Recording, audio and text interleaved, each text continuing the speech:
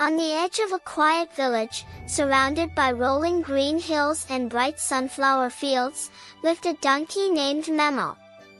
Memo was not an ordinary donkey, at least, that's what he always told himself when he looked into the still water of the farm's pond. Most donkeys were content with carrying baskets of hay, pulling small carts, or dozing in the shade of a tree. But Memo's eyes always wandered beyond the fences, beyond the hills, beyond the place where the sky touched the earth. He dreamed of adventures. "Why do you always stare at the horizon, Memo?" asked old Farmer Hakan one morning while filling the trough with water. "There's nothing out there but trees, grass, and maybe a fox or two." Memo flicked his ears, as if the farmer could understand his thoughts. "Oh, but there must be more," Memo thought. "There must be forests filled with secrets, rivers that sparkle like diamonds, castles in the clouds, and heroes waiting to be found." The other animals on the farm teased Memo for his daydreaming. "Ha! Look at Memo, dreaming again," laughed Bori the rooster. "Do you think you'll fly one day? Maybe grow wings like me?" "I bet he wants to be a prince," giggled Neela the goat, hopping onto a rock. Memo sighed, lowering his head. "Maybe I do want to be something more," he whispered softly, though no one seemed to hear. Every evening, when the sun dipped behind the hills, Memo wandered to the highest part of the meadow. He gazed at the stars one by one as they appeared, glittering like fireflies across the sky. Sometimes, he imagined each star was a story waiting for him to discover. One night, as a cool wind brushed through the grass, Memo made a quiet promise to himself. "I will go," he said. "One day, I will leave this farm and find the adventure I was born for." But when could a donkey ever leave a farm? Donkeys belonged to farmers, to wagons, to routines. Memo knew it would not be easy. The chance came sooner than he expected. One breezy morning, a traveling merchant arrived at the farm. His cart was colorful, covered with fabrics, spices, and shiny trinkets from faraway lands. Children from the village ran after him, their eyes wide with wonder. Memo's ears perked up. He had never seen anyone like this before. The merchant wore a red cloak, patched in places but sparkling with golden thread. Around his neck hung a silver compass, swinging with every step. "Well, well," said the merchant, stroking his beard as he noticed Memo staring. "And who might you be, little dreamer?" Memo blinked. Did the merchant just talk to him? No one ever understood him except other animals. "You heard me, didn't you?" the merchant whispered, leaning close. His eyes twinkled like starlight. "Yes, yes. I know a dreamer when I see one." Memo's heart raced. Could it be? Memo stammered, unsure if the words left his mouth or his thoughts. "I want to go beyond the hills. I want to see the world." The merchant chuckled softly. "Then perhaps the world is ready to see you." He reached into his cart and pulled out a small, shiny bell. It was not like an ordinary bell, it shimmered with a glow that seemed to come from inside. "This," the merchant said, tying the bell gently around Memo's neck, "is a traveler's bell. It rings only when your heart is ready for the next step." Memo lowered his head, staring at the bell. "But I'm just a donkey. I don't know the way." "Donkeys are stronger than they believe," the merchant replied. "And sometimes, being ordinary is the very thing that makes you extraordinary." And with that, the merchant tipped his hat, climbed onto his cart, and disappeared down the dirt road, leaving behind a trail of dust and curiosity. That night, Memo lay awake in the barn, the bell softly glowing in the moonlight. He listened to the gentle snores of the other animals, to the distant hoot of an owl, to the whisper of the wind through the cracks in the wooden walls. Then, ding! The bell rang. Just once. Memo's heart jumped. He scrambled to his feet. "It's time," he whispered. Without another thought, he pushed the barn door open with his nose and stepped into the night. The grass was cool under his hooves, the stars above brighter than ever. The farm behind him was quiet, asleep, unaware. With the bell glowing faintly, Memo took his first steps down the path that led beyond the hills. His heart pounded with fear and excitement. As Memo trotted through the meadow, he heard a rustling sound. His ears twitched. Something moved in the tall grass. "Who's there?" Memo asked nervously. A tiny figure hopped into the moonlight. It was a rabbit, trembling, his fur as white as snow. "Please," squeaked the rabbit, "don't hurt me." Memo blinked. "Hurt you?" "Oh no, I wouldn't do that." "What's wrong?" The rabbit's eyes filled with tears. "I got lost. My family lives near the river, but I ran too far while playing. Now I can't find the way back." Memo felt a warm tug in his heart. Here it was, his first chance to be more than just a donkey. "Don't worry," Memo said gently. "I'll help you. I was looking for adventure, and maybe this is the start." The rabbit sniffled. You'd really do that?" "Of course," Memo replied. "What's your name?" "Luma," the rabbit said softly. "Well, Luma," Memo said with a smile, "stick close to me. We'll find your home together." And so, Memo and Luma set off under the starlit sky, one a dreamer with a glowing bell, the other a frightened rabbit who had just found a friend. As they walked, Memo told Luma about his dreams. He spoke of castles hidden in the clouds, rivers that sang songs, forests with talking trees. Luma listened wide-eyed, her fear melting into wonder. "Do you think we'll really find all those things?" Luma asked. "I don't know," Memo admitted. "But I do know one thing, the world is full of stories, and we're about to become part of one." The bell around Memo's neck rang again, this time, a little louder, a little clearer. Ding, ding. The sound echoed softly through the meadow, like a lullaby written just for travelers.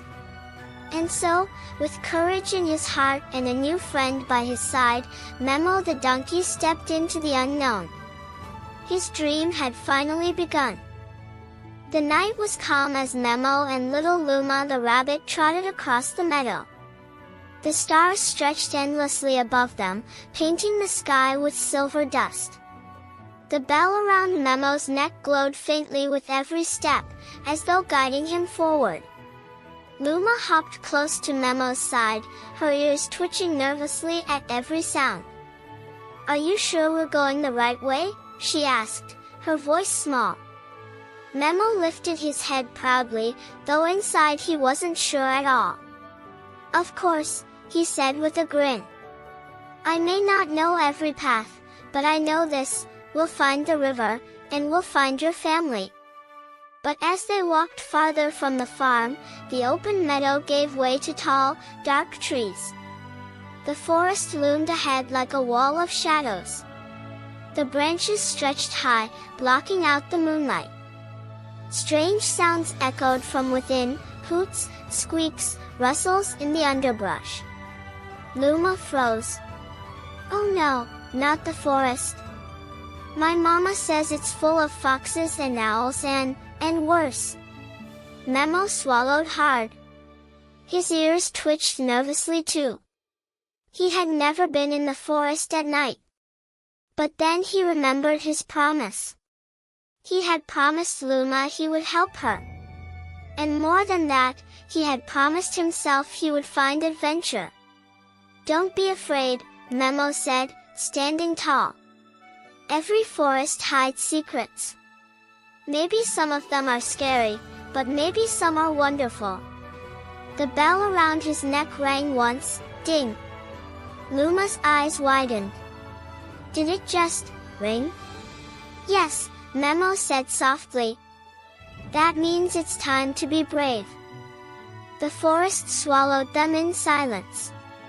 Only the crunch of dry leaves beneath Memo's hooves and the soft thump of Luma's hops could be heard. The deeper they went, the darker it became. Fireflies floated here and there, their glow like tiny lanterns in the air. Luma shivered. "I don't like it. The trees look like they're watching us." Memo gazed at the trunks towering above them. For a moment, he thought he saw faces hidden in the bark, wrinkles like eyes, knots like mouths. He blinked, and the faces were gone. Or were they? Suddenly, a deep voice rumbled all around them.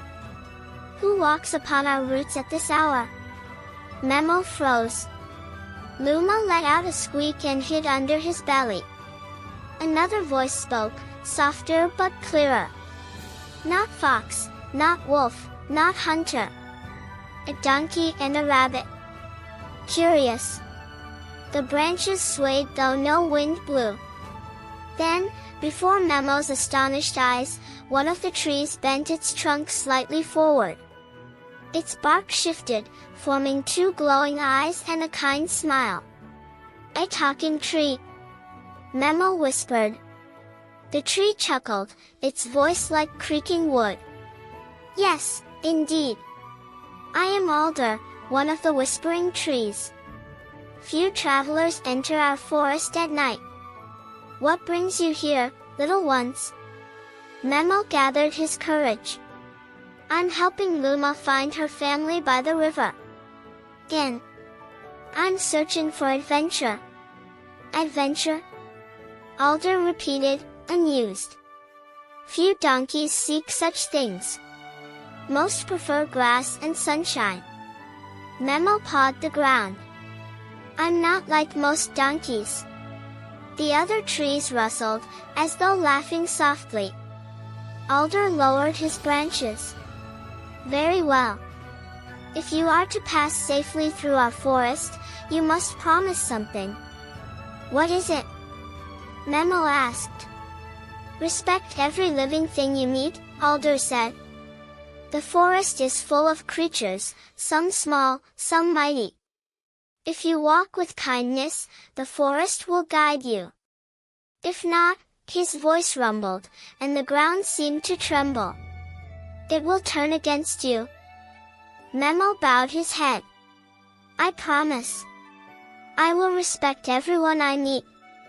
The bell around his neck rang again, louder, ding, ding. Alder's glowing eyes softened. "Good. Then follow the fireflies. They will lead you to the river." With that, the trees grew still once more, their faces fading into bark. The forest was silent again, except for the gentle glow of fireflies lighting the path. Memo and Luma followed the fireflies deeper into the forest. After some time, they came to a clearing where the moonlight broke through the trees. The air smelled sweet, like honey. But before they could step forward, a sleek red fox leapt out from behind a rock. His eyes glimmered mischievously, and his tail swished like a brush painting the air. Well, what do we have here?" the fox said slyly. "A donkey and a rabbit, wandering into my forest in the middle of the night." Luma squeaked and hid behind Memo's legs. "It's a fox," she whispered, trembling. Memo stood firm, remembering Alder's words. "We don't want trouble. We're just passing through to reach the river." The fox grinned. "The river? Oh, I know the way. But nothing in this forest is free. If you want my help, you must play my game. What kind of game? Memo asked cautiously. A riddle game, the fox replied. If you answer my riddle, I'll show you the safe path. If you fail, he licked his lips. The rabbit stays with me. Luma gasped in terror. Memo's heart raced, but he lifted his head bravely. Fine. Tell me the riddle. The fox's eyes gleamed. I run but have no legs. I sing but have no mouth. I carve valleys through stone. Yet I am made of nothing but water. What am I? Memo frowned, his ears flicking back and forth. He thought hard. Something that runs, sings, carves stone, and is water. Luma tugged on his tail nervously. Memo, hurry. Then Memo's eyes lit up. A river, he declared. The fox froze, then snarled. You're right. The bell on Memo's neck rang loudly, ding, ding, ding. Memo bowed his head. I promise. I will respect everyone I meet. The bell around his neck rang again, louder, ding, ding. Alder's glowing eyes softened. Good. Then follow the fireflies. They will lead you to the river. With that, the trees grew still once more, their faces fading into bark. The forest was silent again, except for the gentle glow of fireflies lighting the path. Memo and Luma followed the fireflies deeper into the forest. After some time, they came to a clearing where the moonlight broke through the trees. The air smelled sweet, like honey. But before they could step forward, a sleek red fox leapt out from behind a rock. His eyes glimmered mischievously, and his tail swished like a brush painting the air. Well, what do we have here? The fox said slyly. A donkey and a rabbit, wandering into my forest in the middle of the night. Luma squeaked and hid behind Memo's legs. It's a fox, she whispered, trembling. Memo stood firm, remembering Alder's words. We don't want trouble. We're just passing through to reach the river. The fox grinned. The river? Oh, I know the way. But nothing in this forest is free. If you want my help, you must play my game. What kind of game? Memo asked cautiously. A riddle game, the fox replied. If you answer my riddle, I'll show you the safe path. If you fail, he licked his lips. The rabbit stays with me. Luma gasped in terror. Memo's heart raced, but he lifted his head bravely. Fine. Tell me the riddle. The fox's eyes gleamed. I run but have no legs. I sing but have no mouth. I carve valleys through stone. Yet I am made of nothing but water. What am I? Memo frowned, his ears flicking back and forth. He thought hard. Something that runs, sings, carves stone, and is water. Luma tugged on his tail nervously. Memo, hurry. Then Memo's eyes lit up. A river, he declared. The fox froze, then snarled. You're right. The bell on Memo's neck rang loudly, ding, ding, ding. The fox stepped back, his tail drooping. Humph, very well. You've won. Follow the fireflies to the east, and you'll find your way. With a flick of his tail, the fox slunk back into the shadows, muttering angrily. Luma hopped in circles around Memo. You did it. You beat the fox. Memo smiled. No, we did it. You reminded me to hurry. The fireflies danced ahead, brighter than before. Memo and Luma continued their journey, hearts lighter. At last, After hours of walking, the forest began to thin. The trees grew shorter, the air fresher. Soon, Memo heard it, the sound of rushing water. The river! Luma cried. She bounded forward, her little paws thumping the ground. They reached the bank of a wide, glittering river. The moonlight danced on its surface, and the water sang softly as it flowed over rocks. Luma's eyes shone. My family lives on the other side. Memo's heart swelled with pride. Then let's find a way to cross. But the river was too deep to wade through, and too wide to jump. Memo frowned. We need a bridge. As if answering his wish, a giant turtle slowly emerged from the water. Its shell was covered in moss and glowing with tiny lights, like a floating island. The turtle yawned. Who disturbs my slumber? Memo stepped forward politely. I am Memo, and this is Luma. We only wish to cross the river so she can go home. The turtle studied them with ancient eyes. Many travelers cross here, but few ask kindly.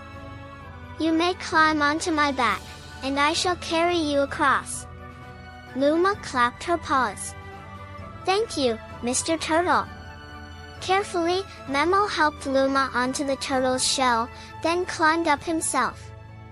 The turtle moved slowly, but steadily, through the water. The river hummed, the stars reflected above, and Memo felt as though he were sailing into a dream. When they reached the far bank, Luma's family was waiting, her mother, father, and 3 younger siblings, their white fur glowing in the moonlight. Luma, her mother cried, rushing forward. Mama! Luma squealed, leaping into her mother's arms. Memo watched with a warm smile. The rabbit family surrounded Luma, hugging her, kissing her, and thanking Memo over and over. You saved our daughter, said Luma's father, bowing deeply. How can we ever repay you? Memo shook his head. No need. This was my first adventure. And it was worth it. The bell around his neck rang one last time that night, ding. Luma hopped back to him. Will I ever see you again, Memo? Memo bent down and touched her head gently with his nose. Of course. This is just the beginning of my journey. But I'll always be your friend. With that, Memo turned back toward the forest, the bell glowing softly. Adventure still called to him, and he was ready to answer. The forest was quiet after Memo left Luma with her family. The moon had already set, and the first hint of dawn painted the horizon in pale gold. Memo's bell glowed faintly, keeping him company as he wandered along the riverside. Though he had just completed his first adventure, Memo felt restless. His heart whispered, this is only the beginning. Greater challenges await. The river gurgled beside him like a song, filling the silence. Memo's hooves clopped softly on the damp earth. For the first time in his life, he wasn't carrying baskets of hay or pulling a cart, he was walking with purpose, led only by his dreams. Adventure feels lighter than any cart, Memo murmured with a smile. But his smile faded when he heard a sound, a faint cry. Help! Somebody help! Memo's ears shut up. The voice was high and trembling. It came from deeper within the woods. Without thinking twice, Memo galloped toward the sound, his bell ringing loudly with each stride. The trees thickened around him, their shadows stretching long in the early dawn light. Memo slowed his pace and listened carefully. Please! Let me go, the cry came again.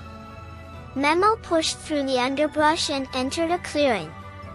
What he saw made his heart stop. A tiny rabbit, no older than Luma, was trapped in a net dangling from a branch. The poor creature struggled and kicked, but the more it moved, the tighter the ropes became. And worse, beneath the net, 3 hungry crows circled, their black feathers glistening. They cawed harshly, pecking at the air as if waiting for their breakfast to fall. The rabbit spotted Memo. "Please, help me," he squeaked, tears streaming down his face. Memo stamped his hooves on the ground. "Leave him alone," he brayed at the crows. The crows cackled. One with a scar across its beak sneered, "And what will a donkey do? You can't fly. You can't climb. Go back to your grass, long ears." Memo's ears twitched. His heart pounded with fear, but he remembered Alder's words, "Respect every living thing you meet." "I will respect you," Memo said firmly, "but I won't let you hurt him. The forest gave me a promise, and I gave it mine. That rabbit is under my protection." The crows only laughed, flapping their wings. The bell on Memo's neck rang, ding, ding, its glow brightening as if reminding him, "Be brave." Memo had no claws or sharp teeth. He couldn't fly. But he had strength. With a determined snort, he charged at the tree. His powerful hind legs kicked the trunk with all their might. The tree shook, and the net swayed violently. The crows squawked, startled. "Stop that!" the scar-beaked crow screeched. Memo kicked again, thud. The branch cracked. The net dropped lower. The rabbit screamed, but Memo shouted, "Hold on! I'll get you down!" The crows dived at him, their wings beating like thunder. One pecked at his ear, another scratched at his back. Memo winced but stood his ground. "Donkeys are stubborn," Memo brayed. "And I won't give up."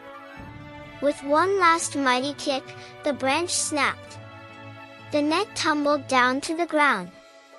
The rabbit rolled free, gasping for breath. Memo quickly stepped in front of him, shielding him with his body. "Run, little one," he urged. The rabbit hesitated, eyes wide with fear. The crows hissed angrily and prepared to attack again. Memo realized he couldn't fight them off forever. He needed a plan. He glanced at the net lying on the ground. An idea sparked. "Rabbit," Memo whispered quickly. "Grab the end of that rope." The rabbit, trembling but brave, bit down on the loose rope and tugged. Memo took the other end in his teeth. Together, they stretched the net wide between them. The crows swooped down, aiming for Memo's head. At the last moment, he stepped aside. The crow flew straight into the net, asterisk flap. Flap, tangled instantly. "Caw! Let me out," it screeched. The other 2 crows hesitated, flapping angrily in the air. Memo stomped his hooves. "Do you still want to fight, or will you leave us alone?" The crows glanced at their trapped companion, then at the donkey's blazing eyes. Finally, with frustrated caws, they flew away into the forest, leaving their tangled leader behind. Memo and the rabbit dropped the net. The crow wriggled free and scrambled into the trees, defeated. Memo panted, his chest heaving. The bell around his neck rang softly, ding. The rabbit hopped to him, tears of relief in his eyes. You saved me." "Thank you, kind donkey." Memo smiled warmly. "You're safe now. That's what matters."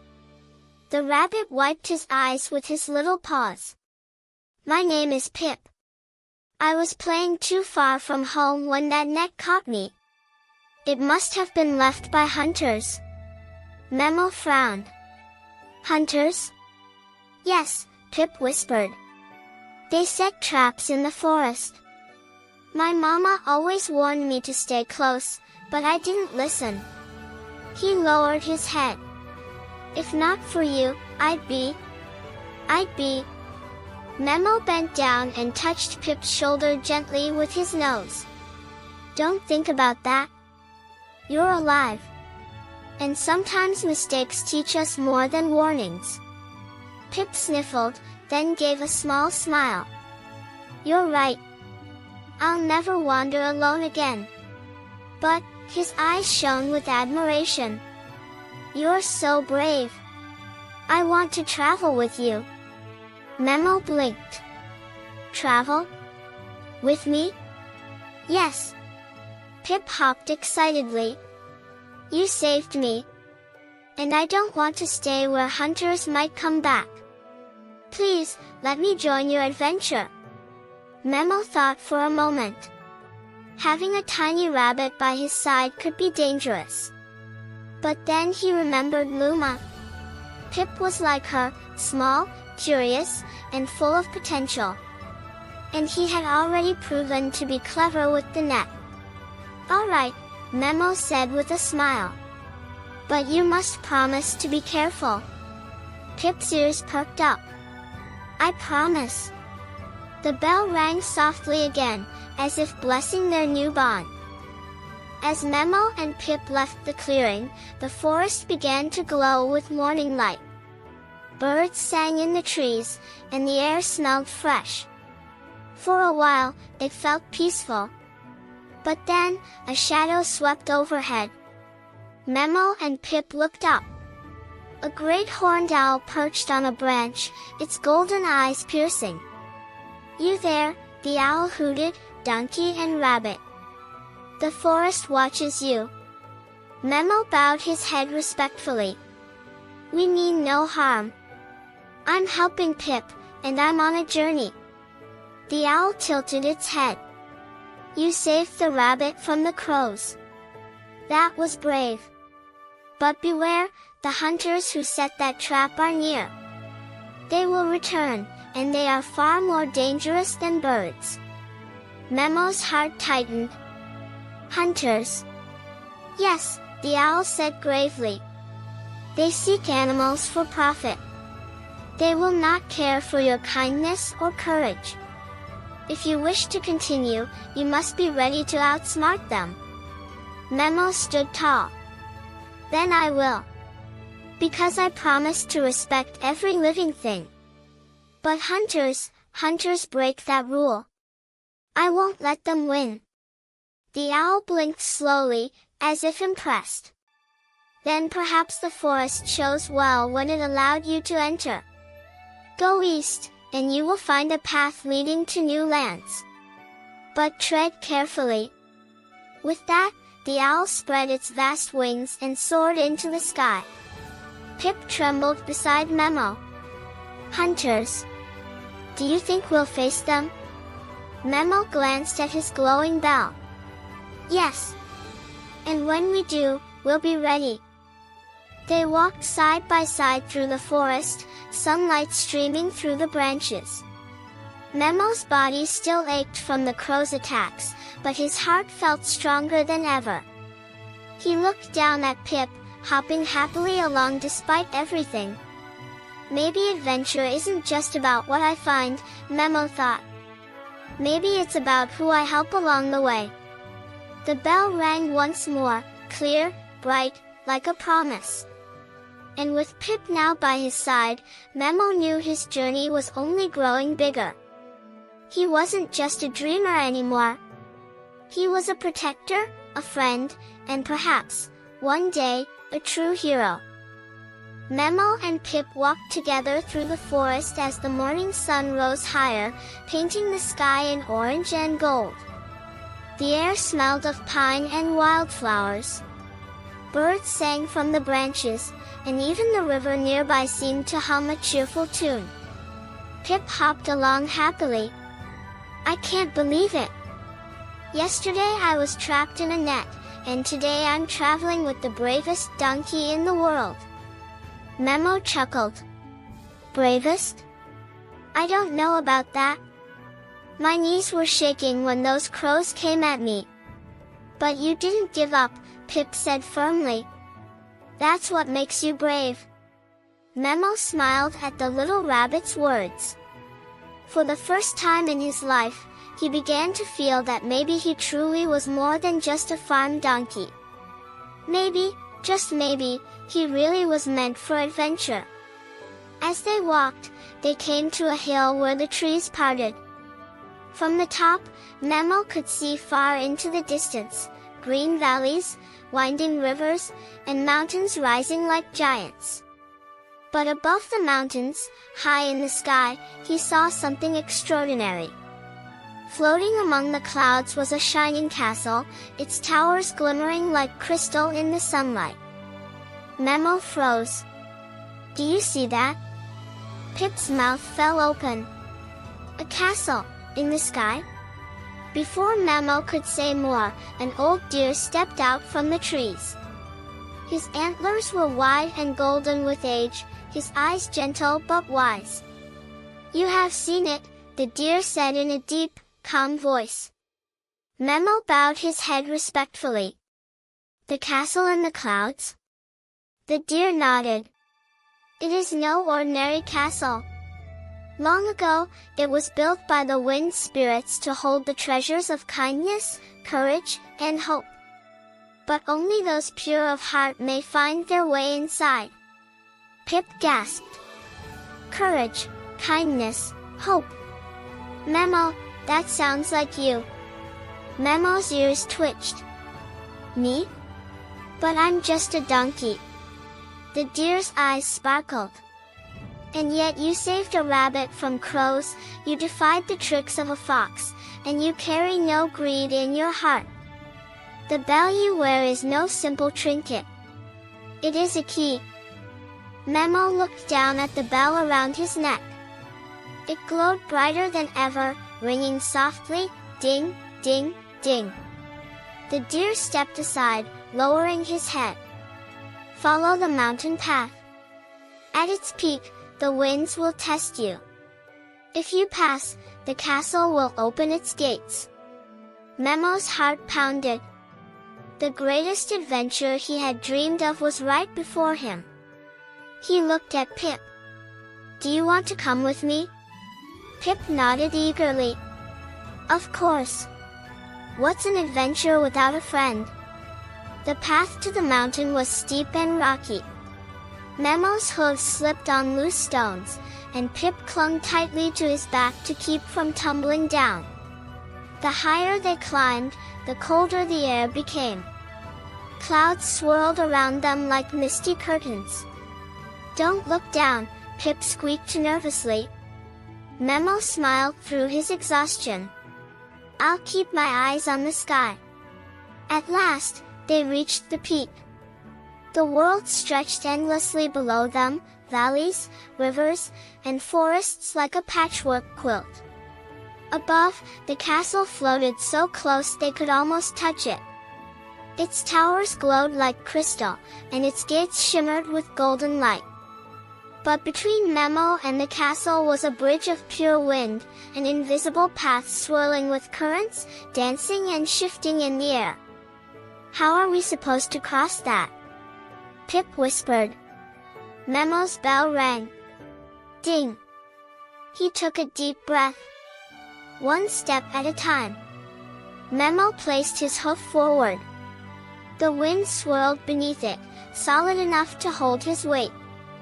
Slowly, carefully, he took another step. Pip clung to his mane, eyes squeezed shut. But then the wind roared, and voices filled the air, deep and echoing, like thunder. Why do you seek the castle, donkey? Memo lifted his head. Because I dream of adventure. The winds howled louder. Dreams are fragile. Many seek the castle for riches and power. What makes you worthy? Memo's heart raced, but he answered firmly. I don't want gold. I don't want crowns. I only want to prove that even someone small and ordinary can make a difference. The winds grew softer. Then another voice asked, "What will you do with what you find inside the castle?" Memo thought of Luma, of Pip, of the creatures of the forest. "I will use it to help others. To protect those who cannot protect themselves." The bell rang louder than ever, ding, its glow spreading across the bridge. The winds calmed, weaving themselves into a safe, solid path. Memo and Pip walked forward together until they stood before the castle gates. The gates opened silently, revealing a courtyard filled with golden light. Flowers shimmered like jewels, and fountains sparkled with rainbow-colored water. Birds of silver feathers sang sweet melodies.